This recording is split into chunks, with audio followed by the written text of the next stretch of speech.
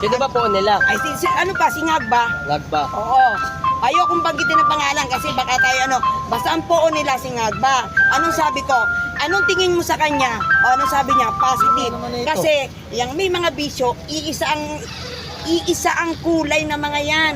Pati mukha ng mga yan. Haggard yan. Kaya tinanong ko yan, anong napapansin mo? Positive talaga, Yung mismong may bisyo nagsabi sa akin, ha? Kaya wag nyo akong mga trolls kayo, wag nyo. Hintayin nyo, i-rebat, Kaya nga, itong mga trolls na to, i-rebat ko sa inyo. Patunayan nyo na sinungaling kami at ang poon nyo hindi. Rebat natin yan. Hanggang ngayon, hindi sinasagot ng mga poon nila yan, Lalo yung mga trolls na yan. Bobo daw ako. Baka siyang bobo. Sinabihan din ako sa live ko, bobo. Baka siyang bobo. Wala yan. Mismong mga may bisyo ang nakakausap ko. Kaya ako naniniwala doon. Dahil actual na nakakausap ko. Anong sa tingin nyo? Anong napapansin nyo? Anong sabi? Positive. Diba? Hindi. So, ano yung, sige, ano pang tanong? kumbaga, yung masasabi sa mga nagpa-file ng Certificate of Candidacy? Ngayon? Oo. Ano yung, parang anong tawag dito? Ano yung Panggulo. panawagan mo? Panawagan ko. Oo, siyempre doon sa mga nagpapel ng candidacy. So, tayong mga botante, piliin natin. Huwag tayong kasi nangyari na yan dati nung 2022. Bakit pa ngayon ulit natin hayaan? Huwag na, mag-isip tayo.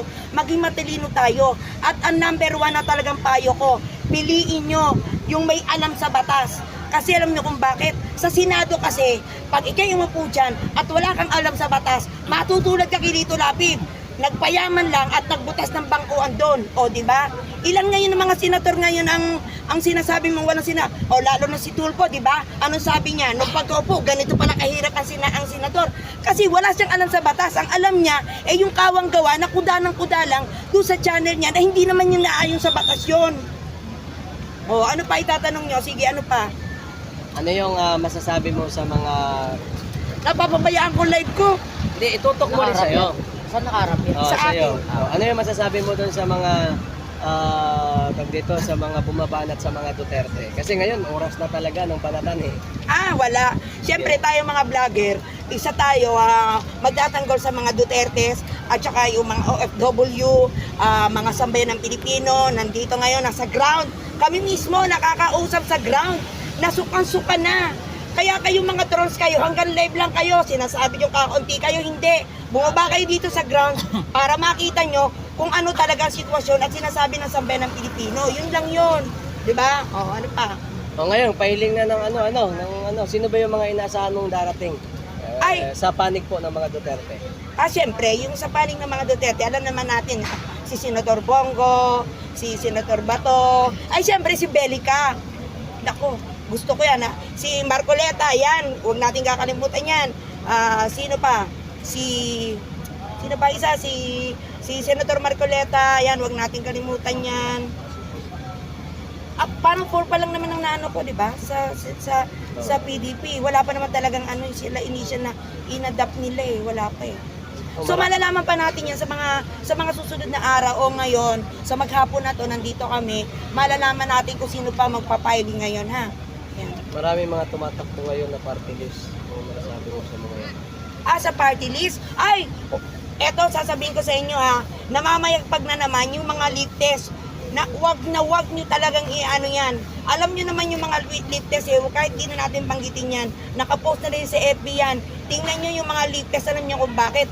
Pag yan may naipasok sa Senado, wala na, hawak na lahat. Kongreso, Senado, pati yung pinakamataas, hawak nila. So ano magiging mangyari sa bansa natin? Komunista talaga. Yan naman ang nila Yan naman ang ina-achieve nila sa mga mga estudyante na nire-recruit nila yung magasig sila ng kaguluhan yan. Kaya wag niyo iboboto yan.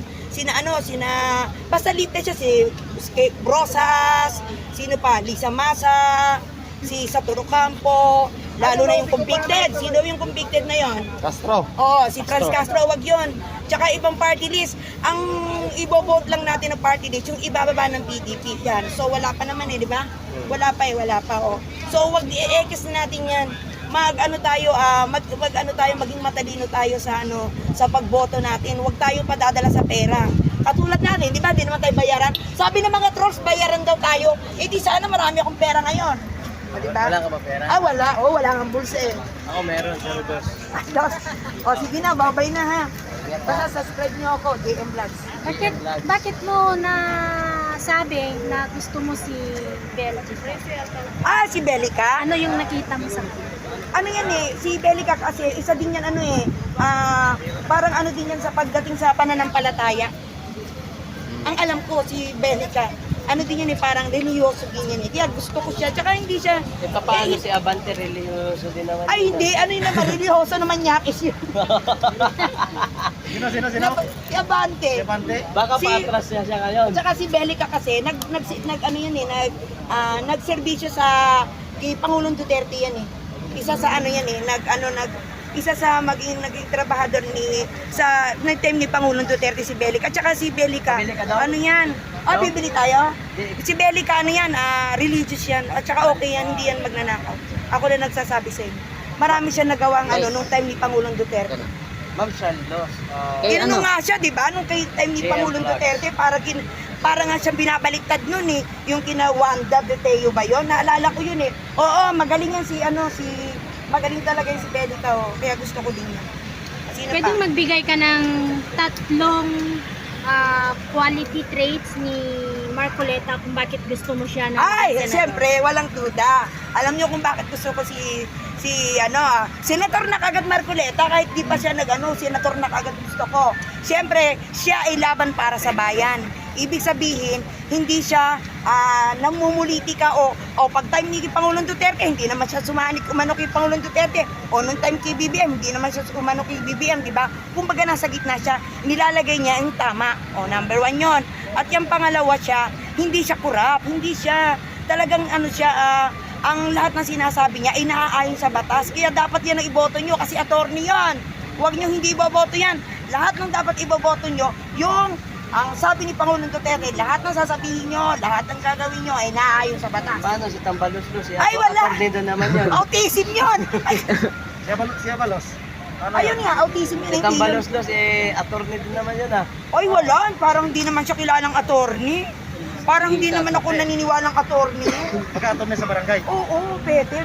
Pero kung tunay na attorney, parang hindi eh. Hindi ko siya nakita ng ipag-debate, kaya hindi ko tinatawag na attorney yun eh. Kung itatapat mo si Tambaluslos kay Baste, sa tingin mo sino mananalo? Ay, siyempre si Baste. Walang duda, wag na. No question at all. No question at all na yung kay Baste. Talagang pag si Baste yan. Ay, tsaka hindi.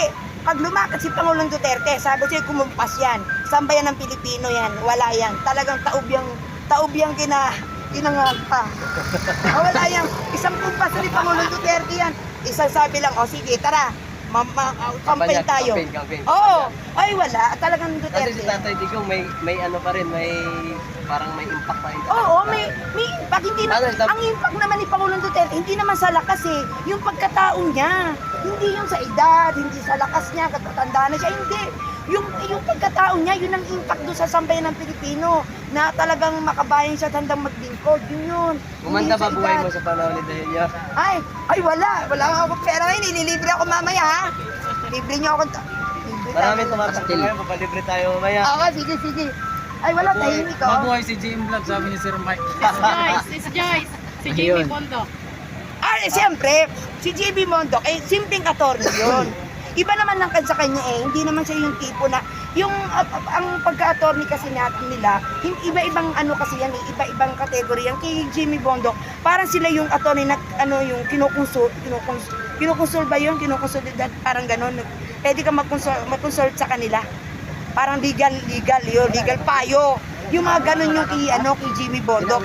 Hindi siya yung tipong re-rebat na ganyan.